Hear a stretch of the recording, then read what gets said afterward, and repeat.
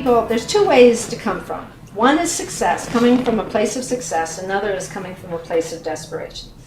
And you can just tell it. We all were from I mean, I've been there, you've been there, every salesperson. When I first started speaking, a woman called me and, will you speak? Yes, yes, yes. How much do you charge? And I think I said like $250. And she said, oh, for how long? And she meant like 50 or 60 minutes. I went, oh, all 3 days of your conference. And she said, well, what about expenses? Oh, I'll pay those. And it cost me $700 to fly there. It was in Alaska. And I mean, I was desperate. I would have done anything, anywhere, anytime. And so when she took me to the airport, she hands me this $250 or $500 check, whatever it was, and I started to take it, and she pulled it back, and she said, I'm going to tell you something. I would have paid you $5,000. She gave me 16 breakouts in 3 days on like 12 different topics. And she said, I would have paid you $5,000, but I'm going to hand you this money with no guilt, because if you don't know what you're worth, and you aren't willing to go after it, no one else is ever going to treat you in the way as valuable as you are. No one else is going to notice it either. So I think when we come from a place of desperation, I'll do anything, I want anything, it kind of ekes out of every pore of our being. Yeah, no, yeah. And people today, they don't want to buy from desperate people. They want to buy from successful people. And so sales is a lot about image too. Even in our desperate moments, we have to at least act as though we're in charge and we're successful. When I was first speaking and I had nothing on my calendar, nothing, it was blank, and the phone would ring, and this was like April, and the woman said, I'm calling you about a possible job in July. And I'm looking at a blank calendar, and I said, what year?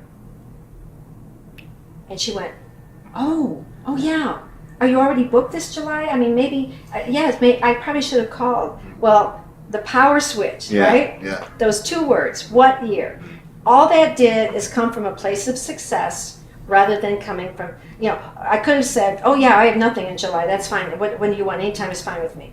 But those 2 words, what year, totally turned the power, and then she's like, oh, I should have called sooner. And now I didn't have to lie, but now in her mind, I'm a very successful speaker, my calendar is booked, and now she approached me differently. So when you are desperate, don't come from that place when selling. Don't talk too much, listen more, don't pressure people. Pressure comes from that place of desperation. Because people want to buy from people they respect, and they don't respect desperate people. Which is absolutely fair. So to summarize then, how to be a better salesperson, what would you say is the most important thing?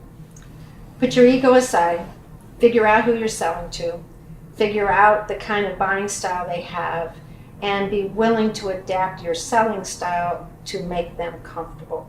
I think if we can learn to do that, know your stuff, come from a place of success, don't act desperate, don't pressure, be yourself, don't be phony, and be in it for the long haul. Don't let people go. It's just kind of a matter of everything. And call people back. Oh my goodness. I mean, I call people, I call people from airports. I call people from on the plane now. I text them, or no one's left behind. And there's still salespeople that they've been given a lead, and it's 2 weeks later, and they haven't responded. So that's probably number one. Call people back. Yeah. Know who you're talking to. Be willing to be a little uncomfortable to make them comfortable, and be in it for the long haul. And I think if you do that, I think sales can be pretty fun.